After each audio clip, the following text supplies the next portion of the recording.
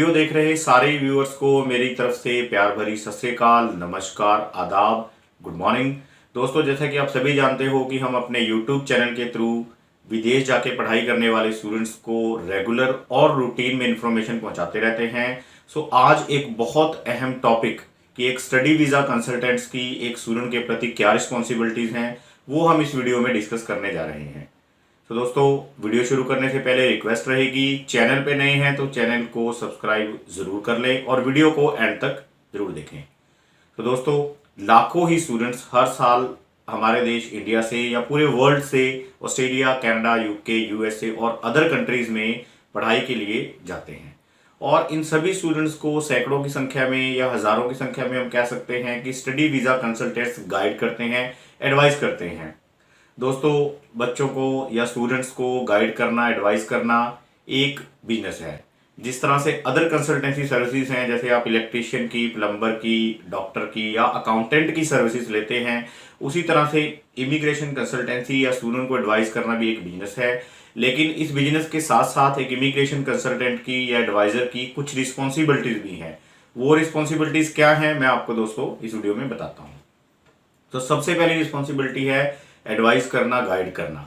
जब भी कोई स्टूडेंट किसी इमिग्रेशन कंसल्टेंट्स को कॉन्टैक्ट करता है या उसके पास आता है, तो उसकी फर्स्ट रिस्पॉन्सिबिलिटी बनती है कि स्टूडेंट को डिटेल में फैक्ट एंड फिगर के ऊपर बेस्ड इंफॉर्मेशन दी जाए, करेक्ट इंफॉर्मेशन दी जाए, डिटेल्ड इंफॉर्मेशन दी जाए। आधी अधूरी या जो इंफॉर्मेशन फैक्ट एंड फिगर के बेस पे नहीं है, किसी तरह की मैनिपुलेशंस है, मिस रिप्रेजेंटेशन ऑफ फैक्ट्स है, वो नहीं करनी चाहिए। कंप्लीट इंफॉर्मेशन देना बहुत ज़्यादा ज़रूरी है, क्योंकि आपकी एडवाइस पे उस स्टूडेंट का करियर, उस स्टूडेंट का फ्यूचर डिपेंड करता है।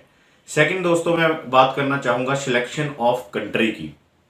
बहुत सारे स्टूडेंट्स हैं जो कि रॉन्ग सिलेक्शन ऑफ कंट्री की वजह से उनको परेशानी का सामना करना पड़ता है। जैसे स्पेसिफिकली अगर मैं कनाडा की बात करूं, तो पंजाब के बहुत सारे स्टूडेंट्स या नॉर्दर्न इंडिया के स्टूडेंट्स ओनली कनाडा में ही जाना चाहते हैं। लेकिन दोस्तों देखिए, सभी स्टूडेंट कनाडा नहीं जा सकते हैं। स्टूडेंट का प्रोफाइल बहुत ज़्यादा मैटर करता है। सो कंट्री की सही सिलेक्शन ना होने की वजह से स्टूडेंट को वीज़ा रिफ्यूज़ल का मुंह देखना पड़ता है। सो कंट्री की सिलेक्शन स्टूडेंट को भी और एडवाइज़र को भी स्टूडेंट के प्रोफाइल के अकॉर्डिंग ही करवानी चाहिए, सो दैट फर्दर उनका वीज़ा लगने में किसी तरह की कोई प्रॉब्लम ना आए और उनका मेंटली, उनका फाइनेंशियली या उनका टाइम का नुकसान ना हो। सो कंट्री की selection very very important point है, स्टूडेंट के लिए भी, एडवाइज़र के लिए भी। थर्ड पॉइंट दोस्तों मैं कहना चाहूँगा फाइनेंस को लेके। दोस्तों, स्टूडेंट का, हर एक स्टूडेंट का अलग अलग बजट है और जो फाइनेंशियल डॉक्यूमेंट्स हैं उसकी रिक्वायरमेंट अलग अलग है। किसी कंट्री में 3 महीने पुराने फंड चाहिए, किसी कंट्री में 28 डेज ओल्ड फंड चाहिए, किसी कंट्री में फाइनेंशियल डॉक्यूमेंट्स दिखाने की ज़रूरत नहीं है। सो फाइनेंशियल डॉक्यूमेंट्स को लेके कितनी एनुअल इनकम चाहिए, कितने फाइनेंस स्टूडेंट के पास होने चाहिए, ट्यूशन फीस कितने लगने वाली है, जीएससी के अंदर कितना पैसा सबमिट होने वाला है, फाइनेंशियल डॉक्यूमेंट्स को लेके डिटेल में स्टूडेंट को जो है वो डिटेल देनी चाहिए। स्टूडेंट को भी वो चीज़ें अंडरस्टैंड करनी चाहिए। फाइनेंशियल डॉक्यूमेंट्स को लेके किसी तरह की भी मैनिपुलेशन नहीं होने चाहिए। और जैसे कि मैंने पिछले इसमें पॉइंट में बताया है कि रॉन्ग कंट्री की सिलेक्शन से भी बच्चे का रिफ्यूज़ल का मुंह देखना पड़ जाता है स्टूडेंट को। इसी तरह रॉन्ग फाइनेंस की वजह से भी, लेटेस्ट हम एग्जाम्पल ले सकते हैं ऑस्ट्रेलिया का, बहुत सारे स्टूडेंट को वीज़ा लगाया उस कंट्री से वापस डिपोर्ट कर दिया गया है या वापस आना पड़ा है। और भी बहुत सारे ऐसे इंसिडेंट्स हमने अपने पिछले 18-19 साल के करियर में या वर्किंग टेन्योर में हमने देखे हैं। फाइनेंशियल्स अगेन बहुत ज़्यादा इंपॉर्टेंट है और फैमिली की एनुअल इनकम भी बहुत ज़्यादा इंपॉर्टेंट है। अगला दोस्तों मैं पॉइंट पे मैं आना चाहूँगा आपका जो है स्पाउस केसेस को लेके। दोस्तों, स्पाउस केसेस को लेके कौन कौन से डॉक्यूमेंट्स चाहिए। अगर कोई स्टूडेंट मैरिड है और वो ट्रैवल कर रहा है, बाद में उसके स्पाउस ने जाना है या साथ में स्पाउस ने जाना है, तो वो उसके एक डिफरेंट चेकलिस्ट है, उसके अलग अलग तरह के डॉक्यूमेंट्स चाहिए, किस तरह से वो डॉक्यूमेंट्स उसके पास होने चाहिए, सो दैट ये ना हो कि मेन एप्लीकेंट चला जाए और बाद में उसके स्पाउस को जाने में दिक्कत हो। तो स्पाउस केसेस को लेके भी बहुत ज़्यादा इंपॉर्टेंट या सही तरीके से इंफॉर्मेशन जो है वो डिटेल में देनी चाहिए। आगे दोस्तों मैं बात करूंगा कि बहुत ही इंपॉर्टेंट फैक्टर जिसको बिल्कुल इग्नोर नहीं कर सकते हैं हम, वो है प्रोग्राम की सिलेक्शन। अगेन, आपने कंट्री भी सही सिलेक्ट कर लिया, आपके पास फाइनेंस भी ओके हैं, आपके डॉक्यूमेंट्स भी सारे सही हैं, percentage, gap, everything is fine. लेकिन अगर आपने प्रोग्राम की सिलेक्शन सही नहीं करी है तब भी आपके केस में दिक्कत आ सकती है। सो प्रोग्राम की सिलेक्शन को एक एप्लीकेंट को जो एडवाइस करना है वो बहुत ज़्यादा एक्सपर्टीज का काम है और एक बहुत सेंसिटिव पॉइंट है।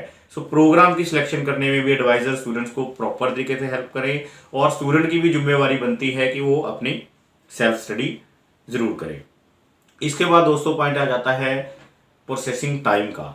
बहुत सारे स्टूडेंट जो है वो ये सुनने में आया है या कंप्लेंट करते हैं कि उनको प्रोसेसिंग टाइम सही से नहीं बताया गया कि ऑफर लेटर कितने टाइम में आना है, ट्यूशन फी रिसीट कितने टाइम में इशू होगी, उसके बाद जब अपनी फाइल आप इमिग्रेशन में लगा देते हैं तो उसका कितना प्रोसेसिंग टाइम है। देखिए दोस्तों, यहाँ पे एक फैक्टर मैं आपको कहना चाहूंगा कि ऑफर लेटर का एक जनरल टाइम बताया जा सकता है जो एवरेज टाइम होता है कि कितना टाइम लग सकता है, एक्सपेक्टेड टाइम वो थोड़ा बहुत ऊपर नीचे हो सकता है। इसी तरह से आगे जो प्रोसेस है, tuition fee receipt, GSC account कितनी देर में ओपन होगा, वो प्रॉपरली प्रोसेस टाइम स्टूडेंट को बताया जा सकता है। लेकिन जब आपकी फाइल इमिग्रेशन में चली जाती है तो उसके ऊपर कोई कंट्रोल नहीं होता है।